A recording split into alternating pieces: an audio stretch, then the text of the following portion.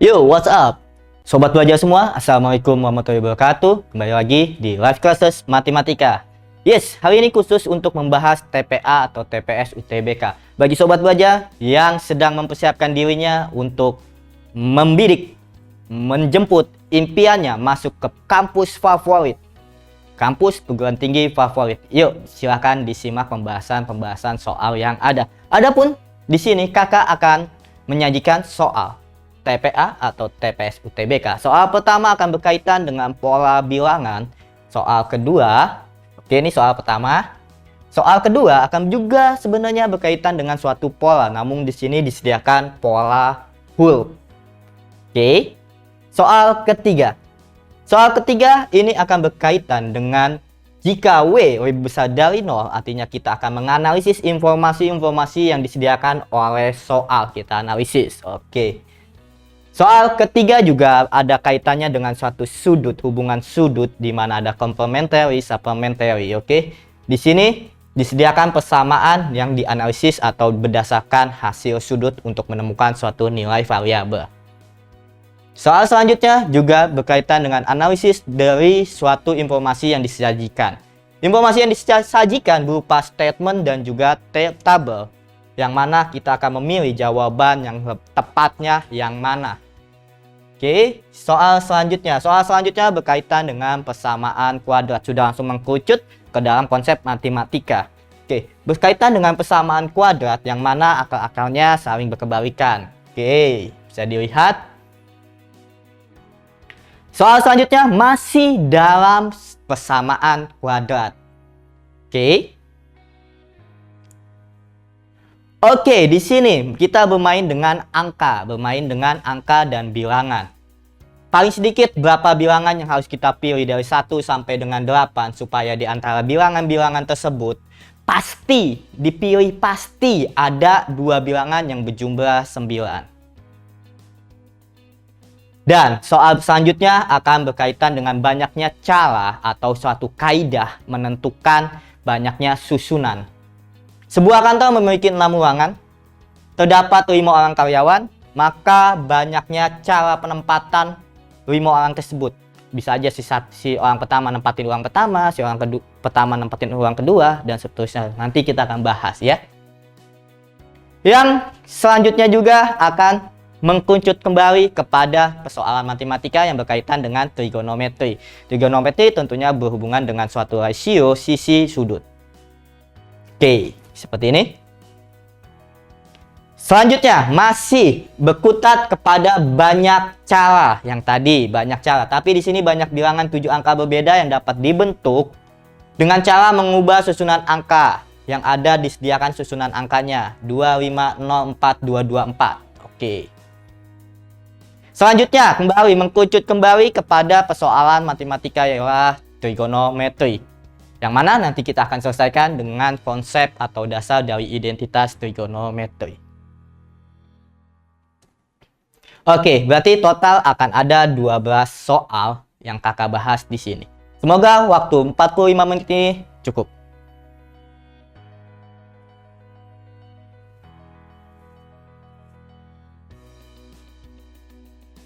Oke, mungkin sobat belajar kamu di rumah sudah penasaran bagaimana cara menjawab atau menentukan jawaban dari soal-soal yang tadi kakak sediakan.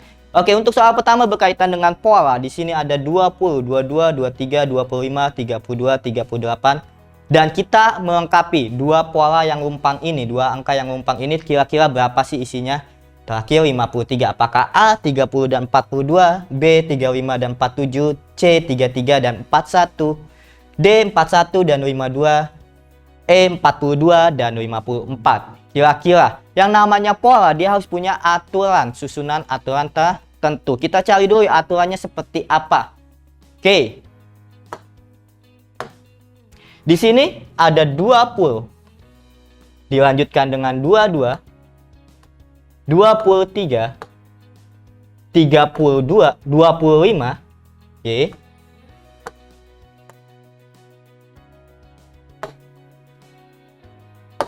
Oke, 25, 32, 38.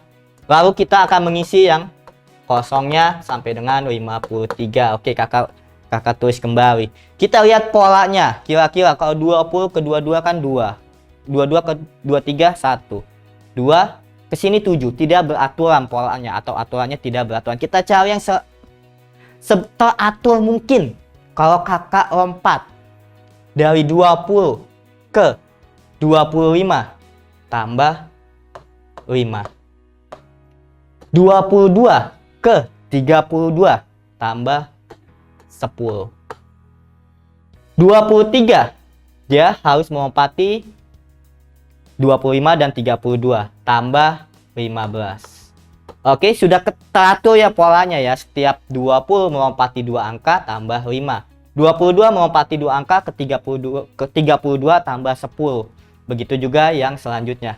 Artinya untuk melengkapi titik lumpang ini kita harus kemana? Ayo, ke sini dong. Lompat 2 kan, tambah 5. Yes, artinya di sini akan tertempati oleh 30. Berarti yang di sini ke sini lompat 2 bilangan lagi. Dia bertambah 10. Bertambah 10 dia akan menjadi 42. Oke, 42. Yakin? Kalau gitu ini lompat lagi. Benar nggak? 38 ke 53 tambah 15. Oke, benar ya. 53 ke 38 ke 53 tambah 15. Artinya kita sudah ketemu aturan polanya seperti apa. Dan ini yang terisi untuk melengkapi pola bilangan yang ada. Berarti 30 dan 42. Di mana tadi isinya 30 dan 42 adalah yang A. Oke, mudah ya? Mudah sekali. Yes, kalau gitu kita lanjut ke soal berikutnya yang masih berkutat dengan pola bilangan atau pola huruf tapi di sini. Silakan dianalisis oleh sobat belajar FPKLPT. Kita harus menemukan pakemnya. Pakemnya itu aturannya seperti apa? Apakah F ke P kita analisis dulu? Apakah dia konstan? Pola yang dibentuknya dia harus konstan. Antara pola antara bilangan pertama, kedua, ketiga, keempat dan seterusnya. Kalau kita ambilnya berurutan atau melompat juga harus konstan. Oke. Itulah trik dari mengerjakan pola bilangan ataupun pola huruf lainnya. Oke. Kalau gitu kakak salin lagi. Di sini pertama ada F, P, K, R. Karena kakak tidak bisa menyebutnya, jadi R ya. T.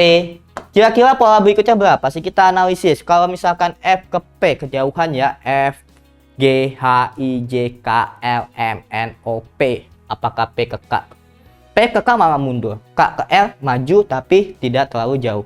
Oke, kita analisis polanya. Yang pertama, kalau kakak lompat satu huruf, misalkan F ke K. Berarti G, H, I, J. Oke, K ke T. Dia harus lompat satu huruf. Oke, berarti dia K, L, M, N, O, P. Oh, di sini kakak ada salah. Di sini harusnya P. Oke, ini merupakan P. P, T. Selanjutnya akan ada T di sini. Oke. Berarti pas ya. K, L, M, N, O, P. P ke L-nya. P ke L-nya adalah melompat hanya satu huruf di Q. P, Q, L. Selanjutnya L ke T, S, T. Bisa nyambung dong ke pola berikutnya. Di mana dari P dia harus melompat 4 huruf. Habis P, Q, L, S, T. Maka di sini adalah U. Selanjutnya dari T melompat satu huruf. Dia akan membentuk T, U, V. Oke, berarti pola selanjutnya adalah U dan V. Jawabannya D. Jelas ya? Oke, bagi sobat belajar yang ingin men-screenshot persoalan seperti ini, dipersilakan 5 detik untuk kamu di rumah. Oke, kita lanjut ke soal berikutnya. Soal selanjutnya akan berupa analisis informasi yang diberikan. Oke. Di sini, jika W lebih besar 0, yang mana di antara berikut yang pasti sama dengan 0? Informasi yang pertama diberikan W pangkat 0. W pangkat 0. Informasi kedua diberikan akar W. Akar W. Informasi ketiga adalah 1 per W dikurang W pangkat negatif 1. Sebenarnya dari informasi ini saja kita bisa menentukan mana yang benar. Oke. Untuk W pangkat 0, ingat semua bilangan pangkat 0 akan menghasilkan nilai 1. Berarti ini mau W-nya berapapun dia akan bernilai sama dengan 1. Informasi 1 itu tidak valid atau informasi 1 tidak memenuhi pertanyaan yang ada. Ini tidak valid, maka kita abaikan A, B, C, D, E yang memuat pilihan pertama. 1 kita abaikan. Oke. B kita abaikan. C kita abaikan. E kita abaikan.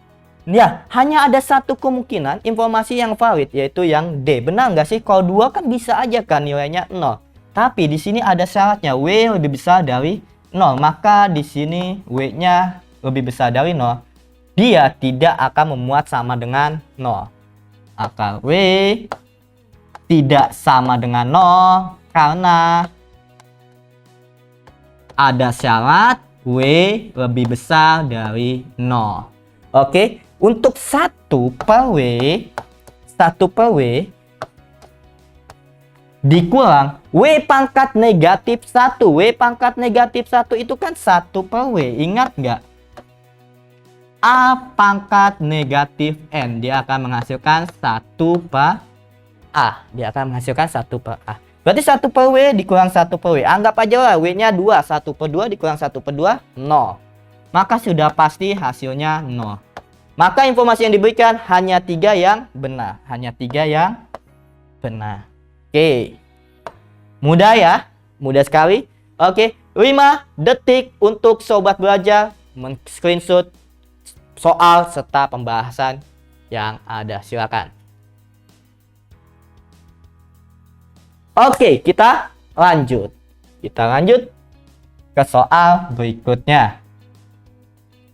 Nah, di soal ini, kita harus pandai-pandai dan harus teliti dalam mengamati gambar dan juga informasi yang diberikan untuk menjawab pertanyaannya. Di sini, informasi yang diberikan, Z per W tambah Z sama dengan 2 per 5. Berdasarkan gambar yang ada, kita akan tahu nilai dari si Z. Oke, W dan Z ini saling membentuk 180 derajat apabila dijumlahkan.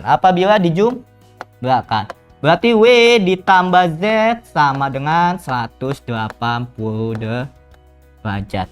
Maka kita akan menemukan nilai Z berdasarkan informasi yang diberikan. Z per W tambah Z sama dengan 2 per 5. Oke.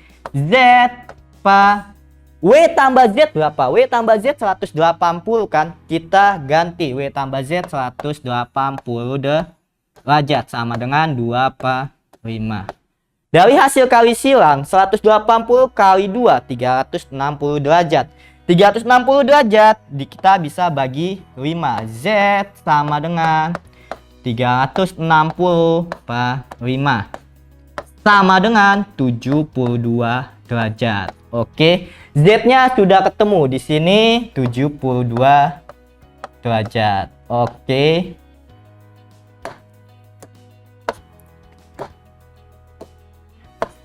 (72 derajat). Berarti kita bisa mencari nilai 2x ya, atau nilai x-nya untuk menjawab pertanyaan yang ada. Berdasarkan contoh ini juga Z dan 2X membentuk 180 derajat. Oke, karena saling berperus. Oke, berarti saya bisa cari nilai X-nya. 2X ditambah Z sama dengan 180 derajat karena saling berperus. 2X ditambah Z-nya kita sudah temukan. Tadi Z-nya berapa? 72. 72 sama dengan 180 derajat. Berarti 2X sama dengan 180 dikurang 72 berapa? 108.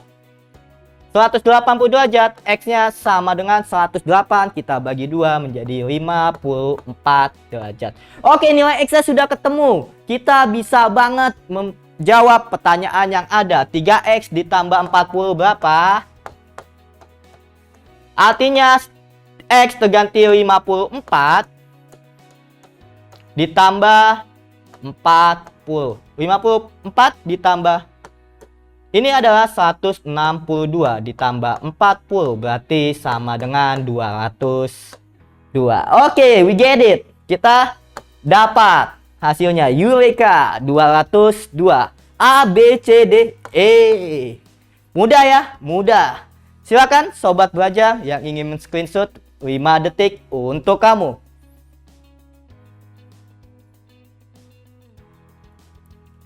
Oke, kembali lagi.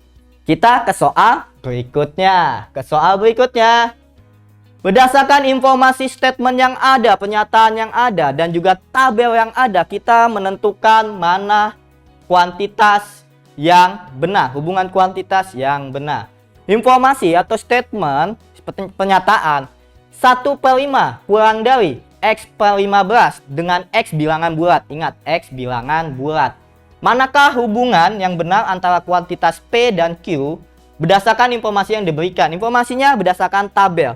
Untuk P itu nilai terkecil untuk X. Q sama dengan 3. Kuantitas Q kita sudah tahu 3. Sedangkan kuantitas P tergantung pada pernyataan yang sebelumnya. Pernyataan sebelumnya itu adalah diketahui 1/5 kurang dari X per 15 dengan X bilangan bulat. Artinya kita cari dulu nih si X berapa. Kita cari dulu si X-nya berapa. Oke. 1/5 kurang dari X per 15. 1/5 kurang dari X per 15. Oke, biar lebih simpel. Boleh dong? Boleh nggak? Boleh. Di sini 3, berarti 3-nya kali 1, di sini sisa 1, 1-nya kali X. 1 kali X, X. 1 kali 3, 3. Kurang dari. Atau lebih dari. 3 lebih dari tandanya. Oke. Tandanya dia akan lebih dari. Karena ini ada di bawah, tandanya akan lebih dari. Oke. X lebih dari 3, berarti nilai X-nya karena bilangan bulat tentunya X-nya adalah 4, 5, 6, dan seterusnya. Oke, berarti nilai terkecil dari si X adalah 4. Nilai terkecil dari si X adalah 4. Maka kita bisa menganalisis atau memberikan jawaban hubungan antara P dan Q. P-nya 4, Q-nya 3. P lebih besar dari Q. Mudah? Mudah. Silakan sobat belajar yang ingin men-screenshot 5 seconds for you.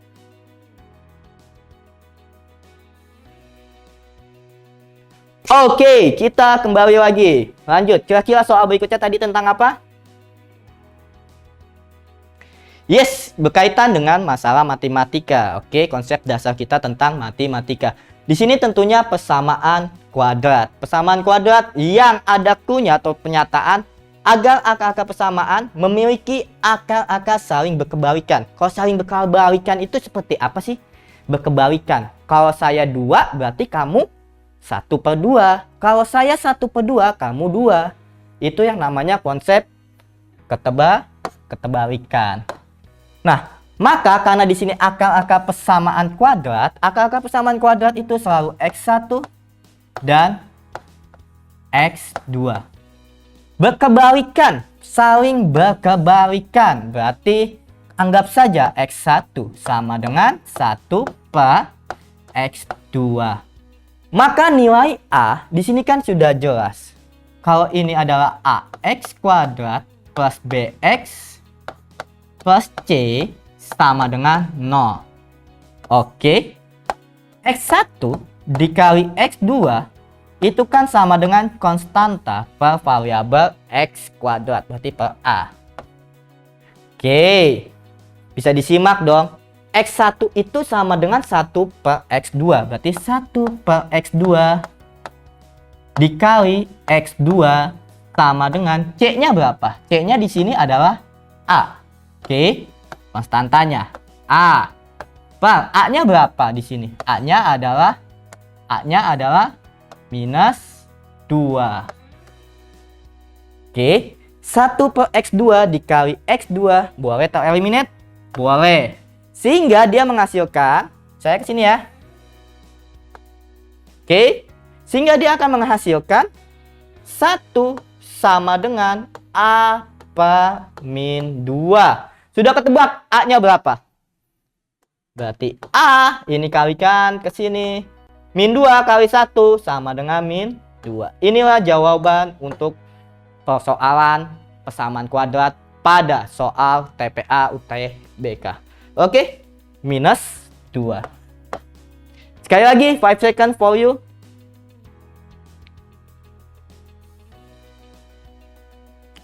Oke, kita lanjut ke soal berikutnya. Masih berkaitan dengan masalah matematika yang berhubungan dengan persamaan kuadrat. Artinya kita masih berkecimpung dengan konsep persamaan kuadrat. Oke. Nah, di sini jika akar-akar persamaan kuadrat AX pangkat 2 ditambah 5X min 12 sama dengan 0. Namun, akar-akar penyelesaiannya tuh sudah ketemu. 2 dan B. Nilai 2A tambah B berapa sih? Konsep kalau misalkan akar-akar penyelesaian dari persamaan kuadrat, salah satu dari akar persamaan kuadratnya kita masukkan untuk menggantikan nilai X-nya atau nilai variabelnya, dia akan menghasilkan sama dengan 0. Oke? Betul kan konsepnya? Yes.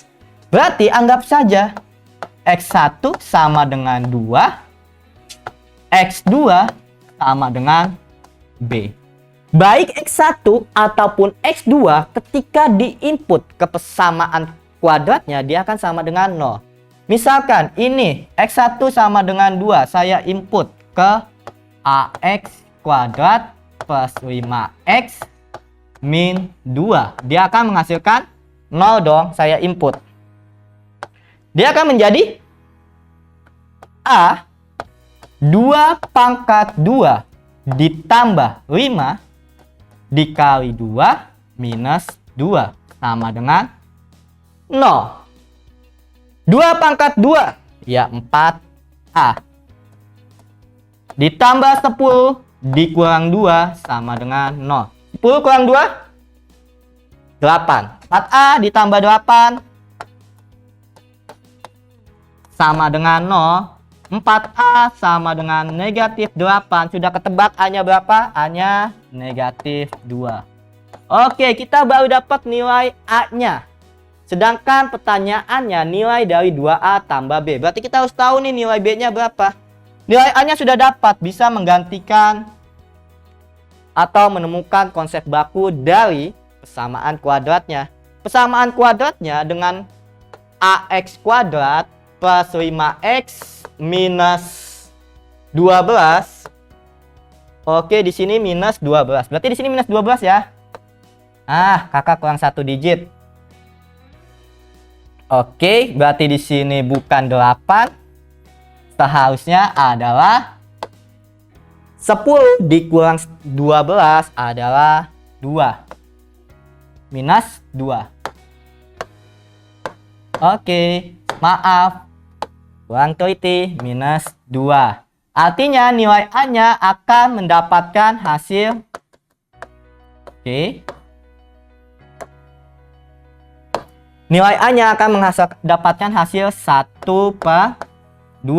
Dengan A1/2, A sama dengan 1/2 sama dengan 0, maka persamaan kuadrat yang terbentuk adalah setengah X kuadrat plus 5X minus 12 sama dengan 0. Nah, ketika kita input akar-akar persamaannya ialah B, oke, kita input ke sini, yang mana A-nya tadi 1/2, kita akan mendapatkan persamaan 1/2 dikali B pangkat 2 ditambah 5 dikali B min 12 sama dengan 0. Oke, 1/2-nya merusak pemandangan banget ya. Supaya hilang 1/2-nya, kita kalikan dengan 2. Setiap suku pada persamaan kuadrat kita kalikan 2. 1/2 kali 2, 1. Berarti B kuadrat ditambah 5 kali 2, 10. 10B minus 12 kali 2, 24 sama dengan 0. Tentunya kita bisa mencari nilai B dengan metode pemfaktoran. B faktor dari negatif 24 jika dijumlahkan menghasilkan plus 10, ia adalah min 2. Oke. Plus 12 sama dengan 0. B sama dengan 2. B sama dengan negatif 12. Oke, kita bisa menuju langsung ke pertanyaannya. Pertanyaannya adalah 2A tambah 2B. Pertanyaannya ada 2A tambah 2B. Dengan A1/2, B ada 2 nilai. Oke, ketika B-nya 2, A-nya 1/2, maka 2A tambah 2B. 2A tambah B sama dengan 2 dikali 1/2 ditambah 2. 2 kali 1/2, 1 ditambah 2, 3. Ada di pilihan? Tidak ada. Berarti kita pilih B yang keduanya. B yang keduanya adalah 2 minus 12. Berarti 2A, 2 kali 1/2 ditambah minus 12. Dia akan menghasilkan, akan menghasilkan 2 kali 1/2, 1 ditambah negatif 1/2, negatif 11. Mudah sekali. Alurnya, pertama-tama kita masukkan akar-akar yang sudah diketahui. Untuk mendapatkan nilai A, tentunya akar yang sudah ada nilainya. 2 menggantikan setiap nilai X, didapatkan A-nya sama dengan 1/2. Dengan A sama dengan 1/2, kita sudah tahu persamaan kuadratnya. Persamaan kuadratnya menjadi setengah X pangkat 2 ditambah 5X minus 12 sama dengan 0. Kita harus banget mencari nilai B. Kenapa? Karena pertanyaannya menyangkut 2A tambah B. Input B-nya, dia akan menghasilkan 0, mendapatkan persamaan kuadrat yang variabelnya B, difaktorkan, dapat nilai B, ada 2 nilai, B sama dengan 2 dan B sama dengan negatif 12. Kita cari, masukkan ke pertanyaannya, akan mendapatkan hasil. Yang mana ketika B-nya negatif 12, A-nya 1/2, hasilnya negatif 11. Oke, negatif 11. Kenapa yang B-nya sama dengan 2? Karena kan hasilnya 3, dia tidak ada di pilihan. Kita pilihnya yang ini. Mudah ya sobat belajar? Oke, 5 seconds for you. Please take a picture. Oke. Oke, kita bisa lanjut ke soal berikutnya. Kira-kira soalnya tentang apa? Nah, sekali lagi memainkan logika dan pengetahuan kita. Oke, paling sedikit berapa bilangan yang harus kita pilih dari 1, 2, 3, 4, 5, 6, 7, 8. Supaya di antara bilangan-bilangan yang kita pilih pasti, di sini ada kata pasti. Berarti tidak boleh tidak. Harus terdapat 2 bilangan berjumlah 9. Harus terdapat 2 bilangan berjumlah 9. Oke? Yes. Kita analisis dulu. Apakah 4 bilangan, 5 bilangan, 6 bilangan, 7 bilangan, 8 bilangan? Artinya kita pilih dulu kalau misalkan 4 bilangan. 4 bilangan. Oke. 4 bilangan. Kalau saya pilih misalkan bilangan tersebut, kalau 4 bilangan. Bilangan tersebut adalah 1234. Ada nggak 1234 itu berjumlah 9? Ini kan tidak ada. Tidak ada 2 bilangan. Oke, berjumlah 9.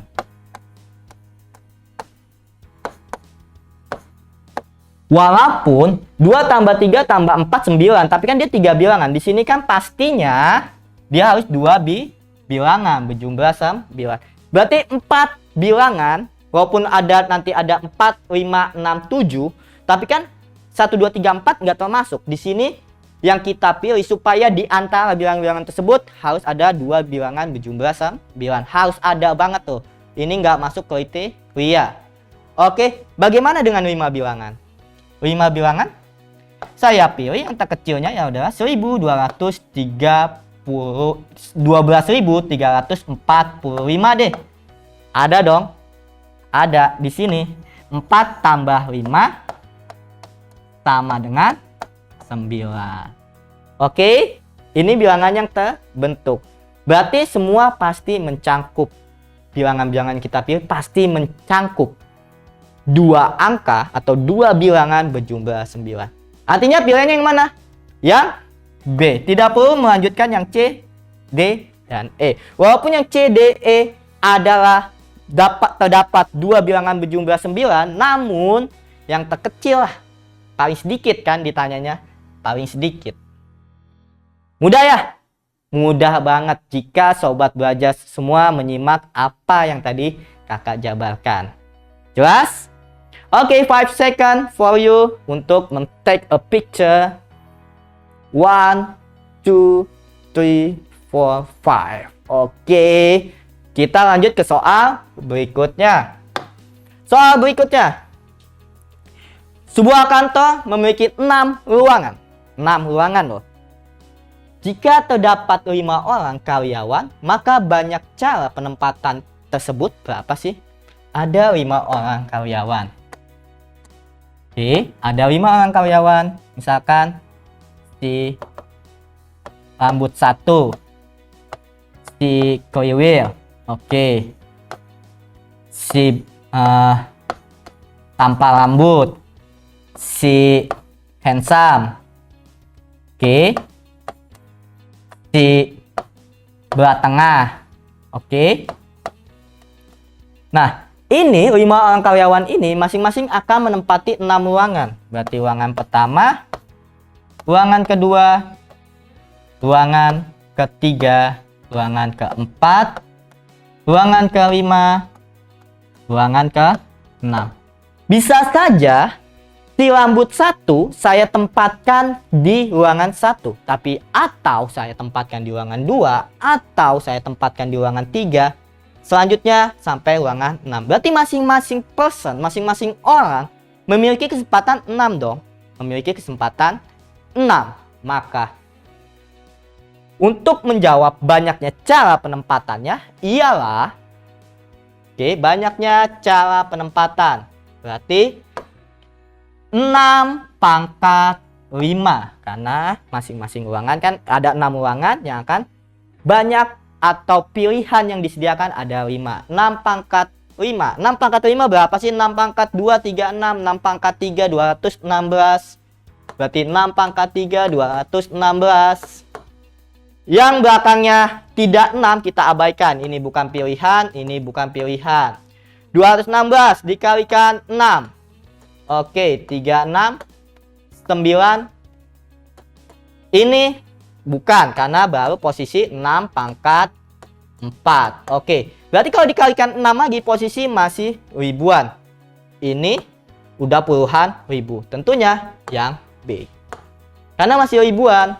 Hasilnya kan 6, 3, 7, 5. Oke, 7, 1, 7. Ini adalah 6 pangkat 5. Jadi pilihannya yang B. Jelas? Oke.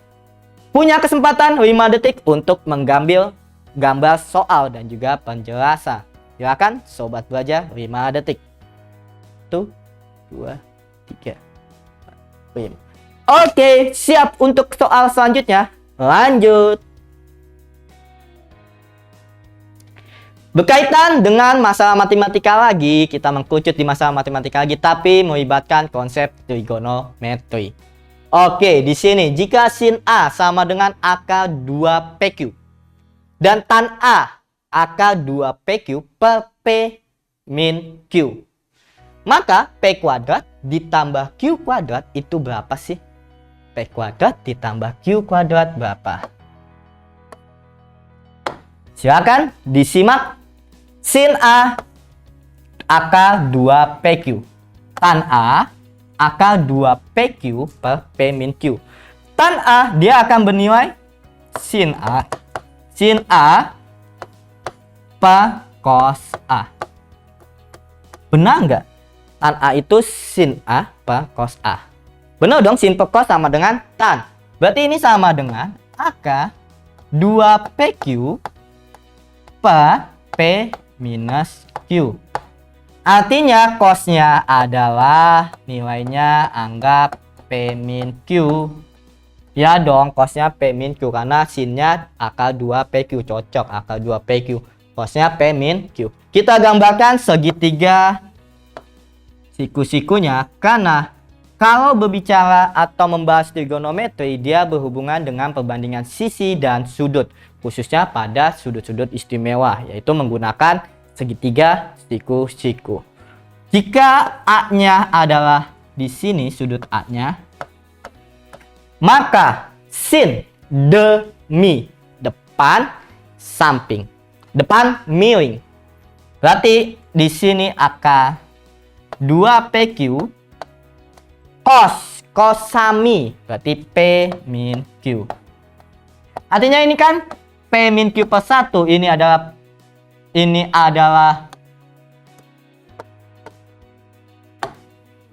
oke. Ini adalah akar 2PQ per 1. Berarti miringnya nilainya 1 ya. Miringnya nilainya 1. Sedangkan untuk mencari miring kita bisa dapat nilai. Oke, mencari sisi miring pada segitiga siku-siku bagaimana? Kuadratkan dua sisi tegak dijumlah sama dengan sisi miring pangkat 2. Artinya akar 2PQ saya kuadratkan 2 ditambah P min Q saya kuadratkan 2, dia akan menghasilkan 1 pangkat 2. 1 pangkat 2. Ingat konsep akar kuadrat. Jika dipangkatkan 2 tereliminate, sisa 2PQ. Ditambah P min Q pangkat 2. P kali P pangkat 2 ya P pangkat 2. P dikali negatif Q min 2PQ kalikan 2 min 2PQ. Negatif Q pangkat 2 plus Q pangkat 2. Oke, 1 pangkat 2 dia menghasilkan 1. Baca dong, 2PQ ditambah negatif 2PQ habis. P pangkat 2 ditambah Q pangkat 2 sama dengan 1. Apakah kita harus mencari nilai P dan Q-nya? Kita sama-sama lihat pertanyaannya apa. Pertanyaannya P pangkat 2 ditambah Q pangkat 2. Berarti sudah tidak perlu mencari nilai P dan Q. Berarti P pangkat 2 tambah Q pangkat 2 sama dengan 1. Oke, pilihannya di A. Mudah ya? Mudah. Silakan sobat belajar 5 detik untuk kamu mengambil gambar, soal, dan juga pembahasan. 5 detik dipersilahkan.